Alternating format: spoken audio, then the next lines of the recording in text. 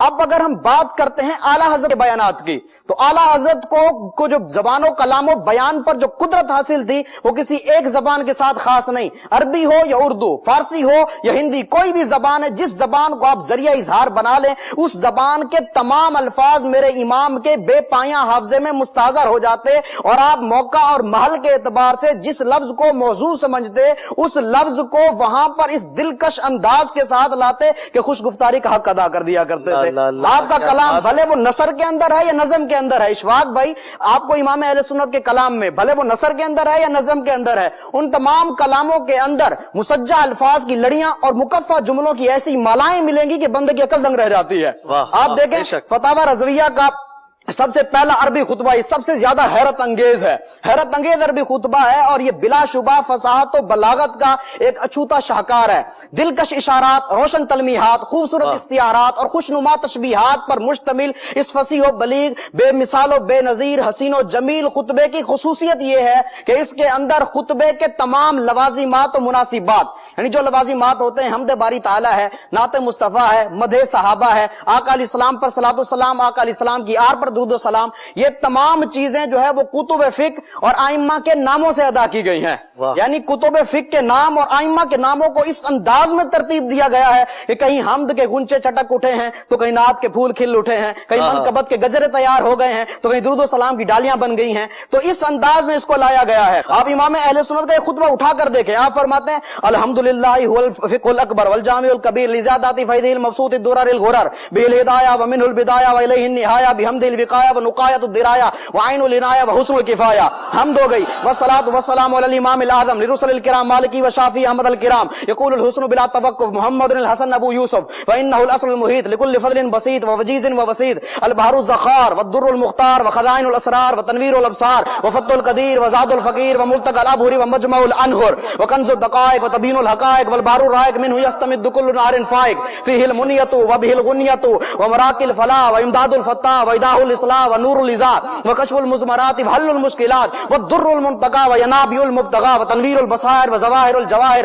البدائع النوادر المنزہ وجوبا عن الاشباح والنظائر مغنی السائلین ونصاب المساکین الحاوی القدسی لکل کمال قدسی وانسی الکافی الوافی الشافی المصفى المصطفى المستصفى المجتبى المنتقى الصافی عدۃ النوازل وانفع الوسائل لاسعاف السائل بعیون المسائل وعمدۃ الاواخر وخلاصۃ الاوائل وعلى آلہ وصحبہ واہلہ وحزبہ مصابیح الدجى ومفاتیح الہدى لا سیما الشیخین الصاحبین اللاخذین من الشریعۃ والحقیقۃ بکلا الطرفین والخطنین الکریمین وکل منہما نور العین ومجمع البحرین وعلى مجتہد ملتہ وائمۃ امتہ خصوصا الارکان الاربعۃ والانوار اللامعۃ وابنہ الاکرم الغوث الاعظم بخیرۃ الاولیاء وتحفۃ الفقہاء وجامع الفصولین وفصول الحقائق والشرع المہذب بکل زین وعلینا معہم وبہم ولہم یا ارحم الراحمین آمین آمین والحمدللہ رب العالمین۔ اندازہ لگائیں اشفاق بھائی، یہ خطبہ ہے امام اہل سنت کا، اس خطبے کے اندر حمد ہے تو کمال کی حمد ہے، نعت مصطفیٰ ہے تو بے مثال ہے، منقبت ہے تو بے مثال ہے۔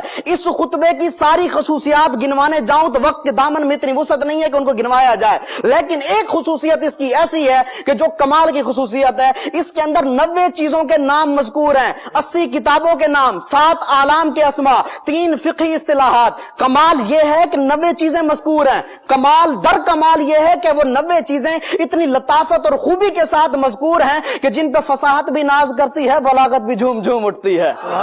ایسا کمال کر دیا ہے، پڑھنے والا حیران مگر ان کے بختوں پہ نازاں دکھائی دیتا ہے، یعنی ایسا کمال کر دیا امام اہل سنت نے اس خطبے کے اندر۔ آپ حمد دیکھیں، الحمدللہ والفقہ الاکبر والجامع الکبیر لزیادات فیضہ المبسوط الدرر الغرر، یہ آگے چلتے چلے جائیں، یہ سارے کتابوں کے نام ہیں۔ اس کے بعد آ جائیں کہ یہ والا جو آپ نے ان کے نام لیے، امام شافعی کا نام لیا، اب داغ پر معنی پتہ کیا ہے؟ والصلاۃ والسلام علی الامام الاعظم، درود و سلام تمام یعنی انبیاء کے امام اعظم یعنی نبی اکرم پر، نعت بھی ہے اور امام اعظم کا ذکر بھی ہے، ذکر بھی آ گیا، دو چیزیں۔ اب دیکھیں مالکی، وہ میرے مالک ہیں، آقا کریم میرے مالک ہیں، امام مالک کا ذکر آ گیا۔ شافعی، یہاں ذو معنویت، عقیدے کی وضاحت بھی کر دی کہ آقا کریم شفاعت فرمانے والے بھی ہیں, میری شفاعت کرنے والے بھی ہیں. اس سے آگے بھی عقیدے بیان کر دی. یہاں پر دیکھیں کمال کر دیا امام اہل سنت نے. آقا علیہ السلام وجہ کائنات ہیں, مبدأ کائنات ہیں, اصل کائنات ہیں, یہ ہمارا عقیدہ ہے. اس کو فإنہ الاصل المحیط لکل فضل بسیط ووجیز ووسیط یہاں سے دیکھیں بیان کر دیا. اور اس سے پہلے امام اعظم کے جو 3 شاگرد ہیں, اس ایک جملے کے اندر یقول الحسن بلا توقف محمد الحسن ابو یوسف, تینوں شاگردوں کے نام آ گئے. یہاں پر دیکھیں یہ نعت ہو گئی. منقبت کیسے ہے,